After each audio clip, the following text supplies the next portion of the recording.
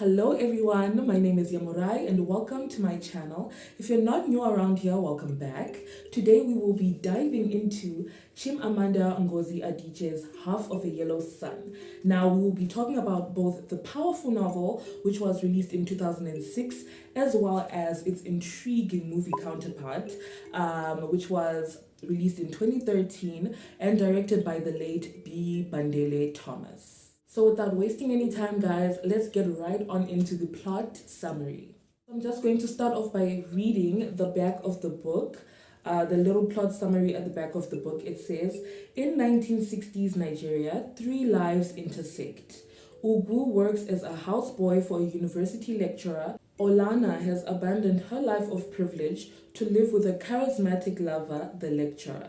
Richard, a shy Englishman, is enthralled to Olana's enigmatic twin sister. Amongst the horror of Nigeria's civil war, loyalties are tested as they are pulled apart and thrown together in ways that none of them imagined. Okay, so that's the plot summary at the back of the book, which sort of rounds up the whole gist of what the story is about, but I'd like to get into the plot summary even more. So to talk more about the plot of both the novel and the movie, the novel is set against the backdrop of the Biafran War. And the novel is divided into four parts, alternating between the early 1960s and the late 1960s. Let's start off by talking about the early 1960s. So both the movie and the book start off by introducing a character named Ugu, who is played by John Boyega in the movies. He is a young boy from the village who is hired as a houseboy for a character named Odenigbo, who is played by Chiwetel Ejiofor. So he is a radical university professor who works in Nsukka. Then we are introduced to a character named Olana, who is played by Tandy Newton in the movie. She is a beautiful, educated woman who comes from a pretty wealthy family, but she is Odenigbo's girlfriend and later wife. So then Olana has a twin sister named Kainene, and she is played by the one and only Anika Noni Rose. You just need to Google her name, honey, and you'll be gagged. I was so gagged when I saw her in that movie. I was like, girl, what are you doing here? Kainene is a sharp and pragmatic businesswoman, and she is also romantically involved with Richard, who is played by Joseph Morley, who is a British expatriate and a writer. These characters' relationships have to develop against the backdrop of Nigeria's post-independence euphoria and the rising political tensions. Now, let's talk about the late 60s. So the civil war erupts as the southeastern region of Nigeria declares independence as the Republic of Biafra. The war brings devastating consequences that include starvation, displacement, and loss. So the main characters, their friends, and family have to face the brutal reality of the war. Olana and Odenigbo's relationship is tested as they struggle to survive as refugees. So whilst that is happening to the main couple, Kainene becomes involved in humanitarian efforts, whilst Richard is struggling with his identity and loyalty to both Nigeria and Biafra. So now let's get into the themes of both the novel and the movie. So the first theme is war and conflict. Both the book and the movie do a great job of exploring the impact of war on individuals and society at large, and human resilience in the face of adversity. Second theme is identity and nationalism. It examines issues of identity and nationalism and the personal versus political. The last theme is love and loyalty. Relationships are central to the narrative, highlighting love, betrayal, and loyalty. Now, let's get into the character analysis. So we're going to start off with Odenigbo. He is portrayed as a fervent intellectual who is also a university professor, and he is deeply entrenched in the Nigerian nationalist movement.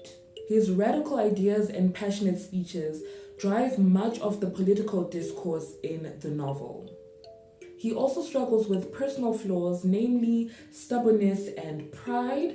And I honestly think the film captures that pretty well, but they condense his character arc so much.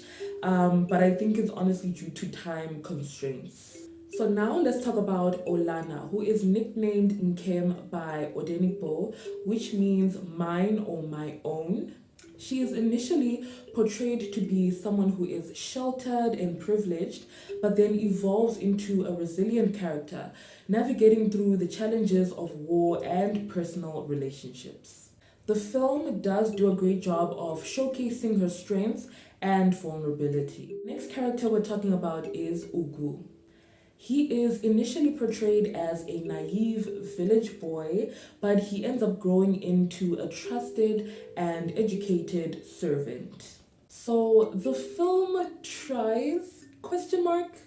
I don't know. I don't know whether they did a great job with his character, but it tries to highlight his character arc from innocence to maturity through some subtleties. Yeah. The next character we're getting into is Kainene. She is portrayed as a strong-willed businesswoman with a complicated relationship with Richard. The movie does a great job of emphasizing her independence as well as the dynamics of her relationship with Richard. The next character is Richard. His character is portrayed as a British expatriate who is also a writer fascinated by Igbo culture, and he is also deeply in love with Kainene. The film maintains his role as a writer as well as his relationship with Kainene. And next is Miss Adebayo, who is played by the one, the only, Genevieve Naji. If you ever grew up on Nollywood movies, you would know, you know who this woman is. Like, she needs no introduction. She is such a baddie. Like, her movies were so good. Whatever type of role she was playing, whether she was like a bad girl, whether she was a good girl, but she played main chick, bad bitch very well. And man, like, she is so loved, and I love her movies, and I loved her in this movie as well. So her character is known for her sharp wit and complicated relationship with Odenigbo, but the film does simplify some of her nuances as a character. I feel like she is simmered down a little bit. Like, her character falls a little flat. She does have like her 1-2 jabs, like she does show off her wit, but in the book it's like more brazen, like more out there. Like, she knows who she is and she's gonna say whatever she wants. There are some important supporting characters, namely Amala, Auntie Ifeka, Mr. and Mrs. Ozobia, Odenigbo's mother, and Odenigbo's friends as well. Like, I didn't have time to write down all their names, but they are important, but not for this analysis. Before we get into the major differences between the novel and the movie, I wanted to briefly talk about why the book is called Half of Yellow Sun in the literal sense. So I'm going to read you guys a passage from the book that explains the whole title. Odenigbo climbed up the podium waving his Biafran flag, swaths of red, black, and green, and at the center, a luminous half of a yellow sun. So the title of the book refers to the emblem of the Biafran flag, symbolizing hope and aspiration. Another thing that I want to state before we begin is that the story is told from the point of views of 3 main characters, namely Ugu, Olana, and Richard. So the first major difference is the absence of key characters. Let's start with Ugu's family. He has both parents, but his mother plays a more significant role in his life, and he wants to make her proud through his achievements. He also has a lot of siblings, but he is closer to his sister Anolika. Throughout the story, you find that Ugu is constantly thinking about his family back in the village and also reflects on his responsibilities and his desire to change their situation and change their life. And I felt that the movie completely disregarded that storyline or that plot point. It felt like Ugu was such a hollow character, just there to follow around Odenibo and Olana. Let's also talk about Ugu's love interests. These moments in the book were really entertaining and funny to me. They really highlighted the fact that Ugu is still young. I mean, he is a teenager, so he is gonna have a crush on every single girl that he sees. But there's three main love interests that I'm gonna talk about that were not portrayed in the film. So Ugu has a crush on this girl named Nesinachi who lives in the village. So whenever he goes back home, he's always looking for her, always checking for her, trying to impress her. But I had a feeling that this girl was constantly friend zoning him. Like she was not interested in that way. Like even if he came back all new and improved, you know, getting his education, speaking proper English, like she still saw him as a brother. And I mean, I get that, but damn, like, move on. But it was always just so funny and entertaining to me to just have a little breather in the story, just to like have something entertaining, something to distract me from the chaos that is happening with the whole situation of the Civil War. Ugu also has a little brief affair with the neighbor's house girl. I'm not so sure what her name was. I totally forgot. I tried to look back and look for her name, but I couldn't find it. But yeah, it was one of those situations where, like back then, you would hear like, oh, the neighborhood houseboy and housegirl are like, you know, in cahoots, they're hooking up and all that. And it would be so dramatic, and that's exactly how Chimamanda wrote it as well. Like it was definitely very 2000s African vibes. And yeah, it just brought back a lot of memories and it was quite entertaining as well. Ugu also meets a girl named Eberechi in Umuahia, and he truly grows to care for her. And I honestly think the guy was in love with this girl, because I think he had reached a level of maturity after experiencing all the things, you know, with the war and the bombing. You know, it really felt like he's went through life. So this one wasn't just a little fling. Like you could tell, like if the situation was good, chances are he would ask for her hand. Like he was really serious about this girl. So it did end kind of tragically at the end. You know, spoiler, not spoiler. She didn't make it. She didn't live on till after the war ended. She did die. But you know, in the end, Ugu doesn't really know. Long story short, like Richard was looking for Kainene, right, after she was missing, and so Ugu sent him to also look around for Eberechi because she went missing whilst, you know, they were bombing and all that. So Richard did find a relative of hers who did confirm that she did not make it, like she died during the whole fiasco. And so Richard just decided not to tell him yet. Like I think he's gonna wait years and years before he ever tells him. But yeah, like she doesn't make it and Ugu really cared about her. So I felt like the movie omitting that, you know, lost out on a chance to humanize this character and make him not only Olana's houseboy, but also make him a well-rounded, nuanced character.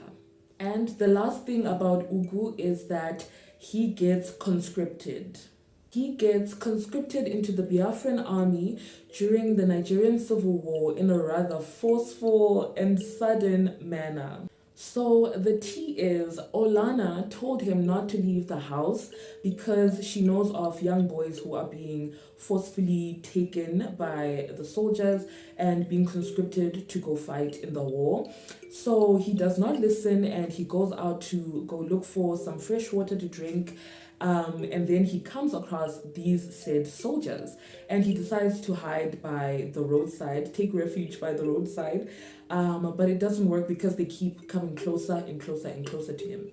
He tries to take refuge in a building, I think it's a church building or like a school building, but the elderly priest or an elderly priest sees him and refuses him entrance into the building. So I'm going to read you guys a brief passage of like what went down with the whole priest thing and how Ugu eventually just got taken. So it starts off by saying, the priest shook his head and he said, those outside who are being conscripted, they are God's children too. Please, please. Ugu yanked at the door. So he was like banging at the door, like, please, like, let me in. Then the priest said, God's blessings will go with you. Like how you gonna do that, old man? Like, just let the boy in. It was just such a sad part. I didn't cry, but it was like, gosh, like it can happen to anybody. Like no one is safe from all this. I mean, the soldiers could have even gone house to house and like taken people. Once Ugu has been conscripted, he has no choice but to adapt to his new reality. He has been thrust into the brutal and traumatic environment of warfare.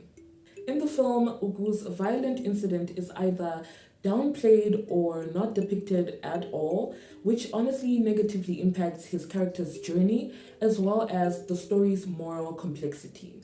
And lastly, another absent character is Olana's ex-boyfriend, Mohammed. So in the book, Olana has an ex-boyfriend named Mohammed.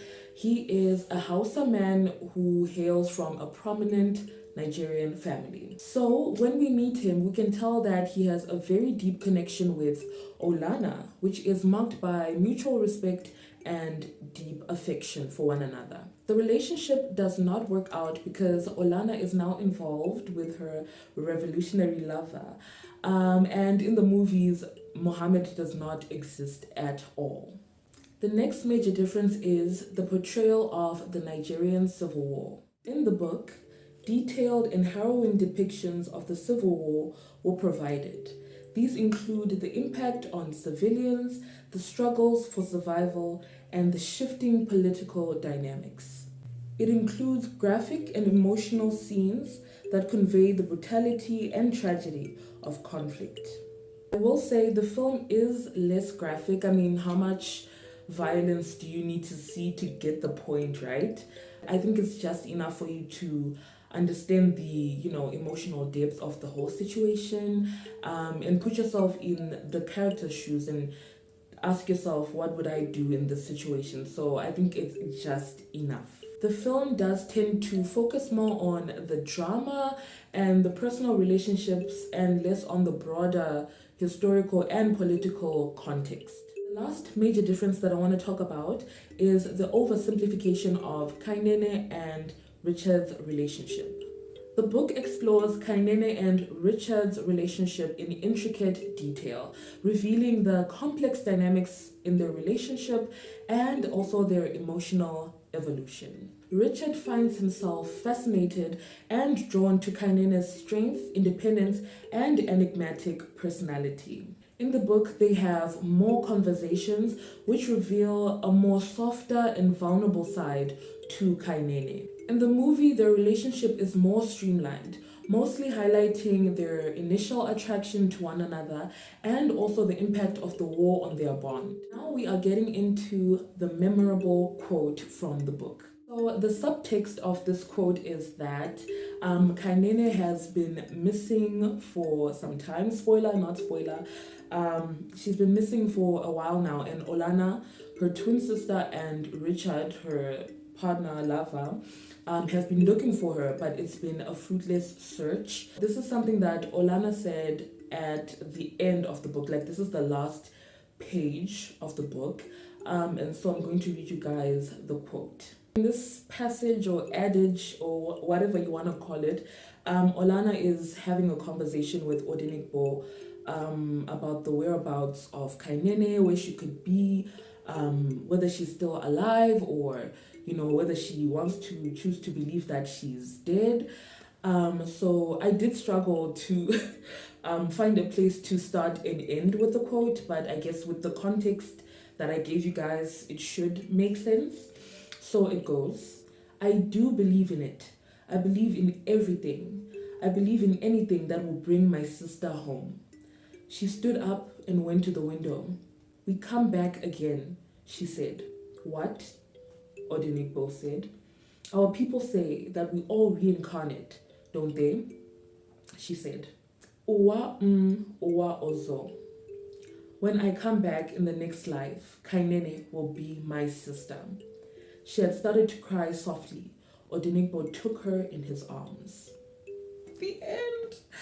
I think that was such a sweet ending to the book and sort of gives us a little peek into Olana's headspace after losing her sister. And I mean, I've got two sisters, and I would be, God forbid, like I would be disheveled. Like I would be a mess if like if they don't pick up the phone after one ring. Like it's like, oh my God, are you okay? Blah, blah, blah. So I do understand like the position she's in. Like you are all over the place. You're trying to grapple at anything, like any sign of life. And